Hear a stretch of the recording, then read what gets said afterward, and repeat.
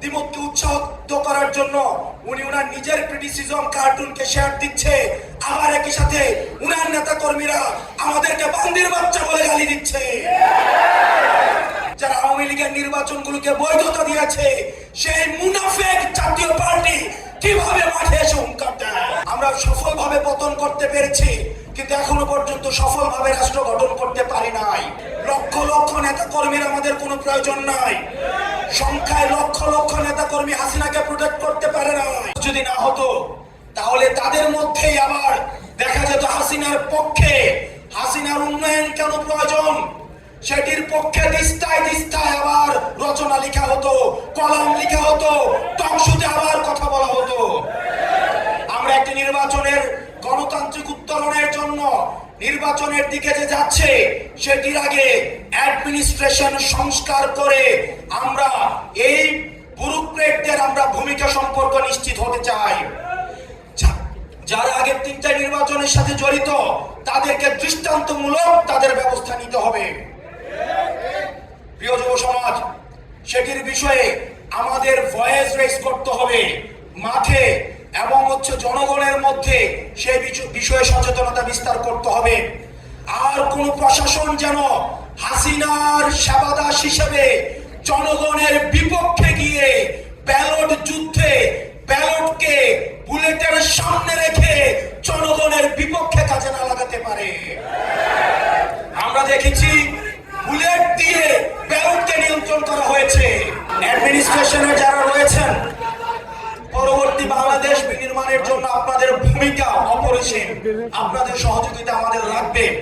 একটা বাংলাদেশ বিনির্মাণের জন্য আপনাদের গুরুত্বকে কখনোই এখানে গণ্য করার সুযোগ নেই। কিন্তু দয়া করে আপনারা এনসিপি পন্থী হওয়ার দরকার নাই, আপনাদের জামাতপন্থী হওয়ার দরকার নাই, আপনাদের বিএনপি পন্থী হওয়ার দরকার নাই। কোন রাজনৈতিক পন্থী হলে সেটার পরিণতি কি হয় সেটা আপনারা 5 অগাস্ট দেখেছেন। দয়া করে আপনারা যে শপথ নিয়ে জনগণের সেবা করার জন্য আসেন, আপনারা দয়া করে বাংলাদেশ পন্থী হন। আমরা দেখেছি গুম খুন হত্যার সাথে কিভাবে রাষ্ট্রীয় এজেন্সিগুলো কিভাবে জড়িত রয়েছে। 5 অগাস্টের পূর্বে আমাদেরকে ভিলেন বানানোর চেষ্টা করা হয়েছে। আমরা দেখেছি এজেন্সিগুলো মিডিয়াকে নিয়ন্ত্রণ করে, এজেন্সিগুলো ব্যুরোক্রেটদেরকে নিয়ন্ত্রণ করে। সেজন্য ডিজিএফআই নামে যে সংগঠনটি রয়েছে সেটির বিরুদ্ধে যথাযথ ব্যবস্থা নিতে হবে। পৃথিবীতে আর কোন অর্গানাইজেশন নেই। আপনি যদি সিআই এর কর্মকাণ্ড দেখেন, তারা ইন্টারনাল এই ডোমেস্টিক পলিটিক্স নিয়ে তারা কখনোই, আপনি দেখবেন ডিজিএফআই বিদেশে বাংলাদেশ নিয়ে কি ষড়যন্ত্র হচ্ছে সেটি নিয়ে কোনো তথ্য নেই। তারা একটা রাজনৈতিক দলের সাথে আরেকটা রাজনৈতিক দলের, একটা রাজনৈতিক নেতার সাথে আরেকটা রাজনৈতিক দলকে কিভাবে মুখোমুখি দাঁড় করিয়ে দেওয়া যায় সেটি নিয়ে তারা দিনরাত ব্যস্ত থাকে। আমরা বলবো আপনারা আপনাদের কাজ করেন। এই আনঅডিটেড, আপনারা যদি দেখেন ডিজিএফআই এর কিন্তু অর্থ কখনো হিসাব করা হয় না।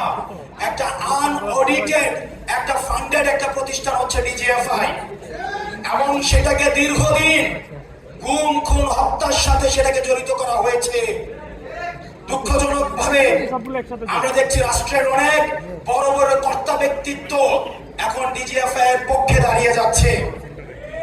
আমরা চাই এই প্রতিষ্ঠানটাকে সংস্কার করতে হবে, প্রয়োজনে এই প্রতিষ্ঠানটাকে ব্যান করে দিতে হবে।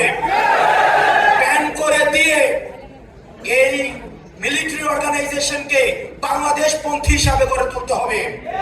কোন দলপন্থী করার কোনো প্রয়োজন নাই। বাংলাদেশের স্বাধীনতা সার্বভৌমত্বের জন্য এই মিলিটারি অর্গানাইজেশনকে আধুনিক যুগোপযোগী, আমাদের 24 দফায় আমরা যেভাবে বলেছি বাংলাদেশ পন্থী একটা মিলিটারি অর্গানাইজেশন আমরা গড়ে তুলব, সেভাবেই গড়ে তুলতে হবে। প্রিয় যুব সমাজ, অ্যাডমিনিস্ট্রেশন, মিলিটারি এবং মিডিয়ার সংস্কারের জন্য এবং পরবর্তী বাংলাদেশ বিনির্মাণের জন্য আমাদেরকে সবাইকে ঐক্যবদ্ধভাবে কাজ করতে হবে। আমরা জানি আমরা সফলভাবে পতন করতে পেরেছি, কিন্তু এখনো পর্যন্ত সফলভাবে রাষ্ট্র গঠন করতে পারি নাই। সুতরাং সফলভাবে রাষ্ট্র গঠন করতে হলে আমাদেরকে সবাইকে ঐক্যবদ্ধ থাকতে হবে। এবং আমরা জানি আমাদের রাষ্ট্রের বিরুদ্ধে বিভিন্ন ভাবে ভারতে বসে ষড়যন্ত্র করা হচ্ছে। আওয়ামী লীগের বি টিমকে আবার আমাদের রাজনৈতিক ময়দানে নামিয়ে আসা হয়েছে। আওয়ামী লীগকে আমরা যেভাবে প্রতিরোধ করেছি ঠিক একইভাবে আওয়ামী লীগের বি টিম যে নামে রাস্তায় নামুক না কেন আমরা তাকে প্রতিরোধ করব। বাংলাদেশ ফ্যাসিবাদী বিরোধী রাজনৈতিক দলগুলোকে ঐক্যবদ্ধ থাকতে হবে। এখানে জাতীয়তাবাদী শক্তির যে রাজনৈতিক দল এনি ভাই এখানে উপস্থিত রয়েছেন, জামাতে ইসলামের নেতৃবৃন্দ এখানে উপস্থিত রয়েছেন। বাংলাদেশের পরবর্তী বাংলাদেশ বিনির্মাণের জন্য ফ্যাসিবাদ বিরোধী রাজনৈতিক দলকে ঐক্যবদ্ধভাবে থাকতে হবে, নতুবা সেটির সুযোগ নিবে আওয়ামী লীগ, সেটির সুযোগ নিবে XYZ নামে আওয়ামী লীগের বি টিম।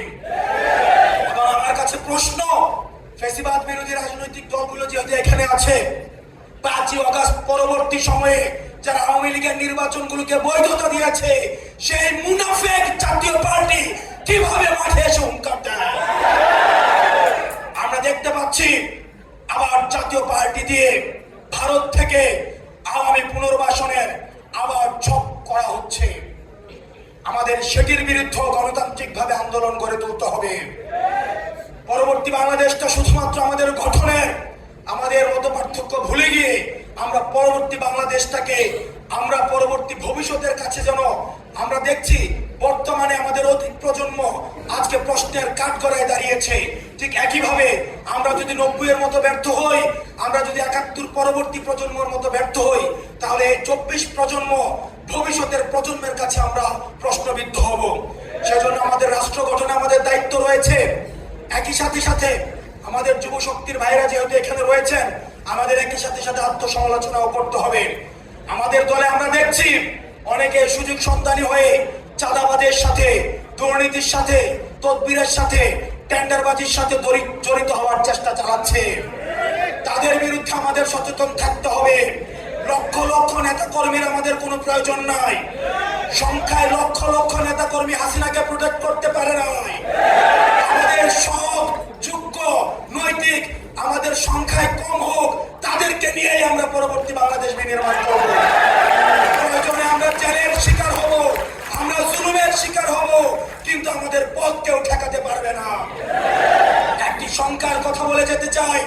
আপনারা দেখেছেন আমাদের সহযোদ্ধা, আমাদের বন্ধু, রাজপথ থেকে উঠে আসা, ফ্যাসিবাদের চোখে চোখ রেখে কথা বলা সার্জিস আলমের বিরুদ্ধে আজকে মামলা দেওয়া হয়েছে।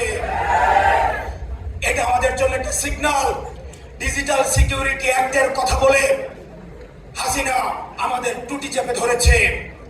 এই মানহানির কথা বলে আজকে যেভাবে মামলা দেওয়া শুরু করেছে, এটি আমাদের জাতির জন্য একটি সিগন্যাল। জনাব তারেক জিয়া সাহেব দ্বিমতকে প্রকাশ করার জন্য, দ্বিমতকে উৎসাহিত করার জন্য উনি উনার নিজের ক্রিটিসিজম কার্টুনকে শেয়ার দিচ্ছে, আবার একই সাথে উনার নেতা কর্মীরা আমাদেরকে বান্দির বাচ্চা বলে গালি দিচ্ছে। আমরা দৃষ্টি আকর্ষণ করছি আপনাদের যারা নেতৃত্ব স্থানীয় পর্যায়ে রয়েছেন, তাদের বিরুদ্ধে ব্যবস্থা নেবেন, না হয় আমরা ধরে নিব এই সিগন্যাল সেন্ট্রাল থেকেই দেওয়া হচ্ছে। এবং 10 কোটি টাকার যে মানহানি মামলা দেওয়া হয়েছে, এটি পরবর্তী বাংলাদেশের রাজনৈতিক সহিষ্ণুতা, রাজনৈতিক সৌহার্দ্যের জন্য একটা ব্যাড মেসেজ হিসাবে থেকে গেল। আমরা চাই আপনারা আমাদের প্রতি কাঁটা ছুড়বেন, আপনারা আমাদের মানহানি মামলা দিবেন, আমাদের টুটি চেপে ধরবেন, যারাই ধরুক না কেন আমরা আপনাদেরকে সাদরে বলবো গণতান্ত্রিক এই যাত্রা অব্যাহত রাখার জন্য প্রয়োজনে আমরা জেলে যাব, জুলুমের শিকার হব, প্রয়োজনে ফাঁসির কাষ্ঠে ঝুলবো, কিন্তু কোনো অন্যায়, কোনো হাসিনার ডিএসি, কোনো সিকিউরিটি অ্যাক্ট, কোনো মানহানি মামলা আমাদেরকে আটকায় রাখতে পারবে না। আমরা চাই ফ্যাসিবাদ বিরোধী শক্তি আমরা ঐক্যবদ্ধভাবে আমরা পরবর্তী বাংলাদেশ বিনির্মাণ করব। আপনারা সবাই ভালো থাকবেন, সুস্থ থাকবেন। ইনকিলাব, ইনকিলাব।